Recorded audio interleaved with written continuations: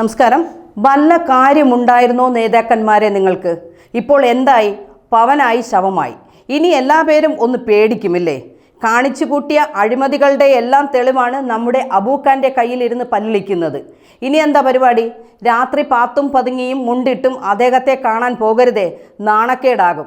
ഇരു മുന്നണികൾക്കും നേരെ black mail ഭീഷണി മുഴക്കിയിരിക്കുകയാണ് നിലമ്പൂരാൻ. നേതാക്കൾ കാട്ടിക്കൂട്ടിയ പലതിൻ്റെയും തെളിവ് തൻ്റെ കയ്യിലുണ്ടെന്നും വേണ്ടി വന്നാൽ നിലമ്പൂർ അങ്ങാടിയിൽ TV വെച്ച് കാണിക്കുമെന്നുമാണ് അൻവർ മുന്നറിയിപ്പ് നൽകിയിരിക്കുന്നത്.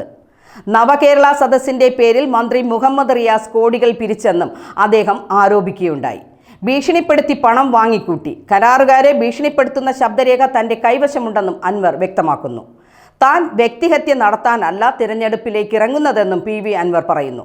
മുഖ്യമന്ത്രിക്ക് നാളെ നിലമ്പൂരിൽ തക്കതായ മറുപടി നൽകുമെന്നും PV അൻവർ വ്യക്തമാക്കുന്നു. അതേസമയം തിരഞ്ഞെടുപ്പിൽ മത്സരിക്കാൻ പുതിയ രാഷ്ട്രീയ മുന്നണിയും രൂപീകരിച്ചതായി അൻവർ പറയുന്നു.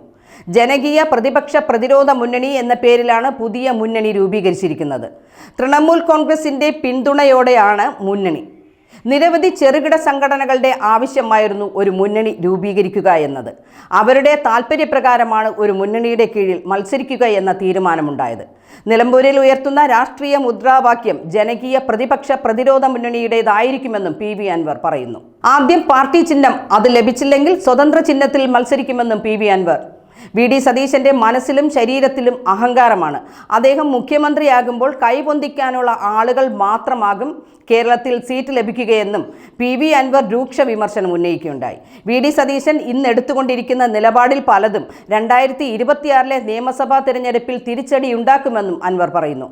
എന്തുകൊണ്ട് VS ജോയിയെ മാറ്റി? ജോയ് സതീശന്റെ ഗ്രൂപ്പിലല്ല.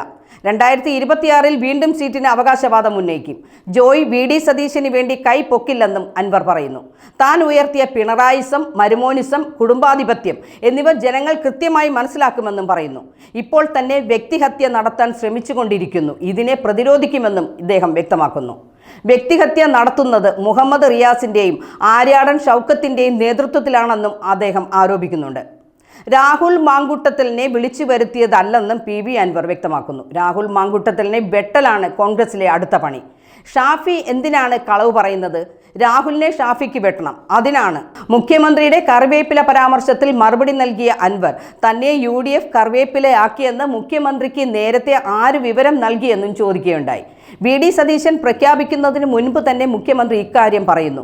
അതെങ്ങനെ നടന്നുവെന്നും അൻവർ ചോദിക്കുന്നു. പുതിയ മുന്നണിയുമായാണ് PV അൻവർ നിലമ്പൂരിൽ തെരഞ്ഞെടുപ്പിനെ നേരിടുന്നത്. ജനകീയ പ്രതിപക്ഷ പ്രതിരോധ മുന്നണി എന്ന ബാനറിലാണ് ഇദ്ദേഹം മത്സരിക്കുന്നത്. തൃണമൂൽ കോൺഗ്രസ് ഈ മുന്നണിയെ പിന്തുണയ്ക്കും. മൂന്നാം മുന്നണി രൂപീകരണത്തിന്റെ ഭാഗമായാണ് നീക്കമെന്നും ആം ആദ്മി പാർട്ടിയും ഈ മുന്നണിയെ പിന്തുണയ്ക്കുമെന്നാണ് അദ്ദേഹം അവകാശപ്പെടുന്നത്. നിലമ്പൂർ ഉപതെരഞ്ഞെടുപ്പിൽ മത്സരിക്കുമെന്ന് അൻവർ ഇന്നലെ തന്നെ അറിയിച്ചതിന് പിന്നാലെ തൃണമൂൽ കോൺഗ്രസ് ദേശീയ നേതൃത്വം അദ്ദേഹത്തിൻ്റെ പേര് ഔദ്യോഗികമായി പ്രഖ്യാപിച്ചിരുന്നു. 2016, 2021 തിരഞ്ഞെടുപ്പുകളിൽ LDF സ്വതന്ത്രനായി നിലമ്പൂരിൽ നിന്നും ജയിച്ച PV അൻവർ പിണറായിയുമായി ഇടഞ്ഞാണ് ഇടതുപക്ഷത്തു നിന്നും അകന്നത്. ജനുവരി 13 MLA സ്ഥാനം രാജിവെച്ച് UDFിലേക്കുള്ള വാതിൽ അടഞ്ഞതോടെ മത്സരിക്കാൻ തീരുമാനിക്കുകയായിരുന്നു. 2011 ഏറനാട്ടിൽ നിന്നും നിയമസഭയിലേക്കും 2014 വയനാട്ടിൽ നിന്നും ലോക്സഭയിലേക്കും സ്വതന്ത്രനായി മത്സരിച്ചു. ആ യാത്ര ഇപ്പോൾ വീണ്ടും നിലമ്പൂരിലേക്ക് എത്തി നിൽക്കുന്നു. ജൂൺ 23 അറിയാം നിലമ്പൂരുകാർ ആർക്കൊപ്പമെന്ന്.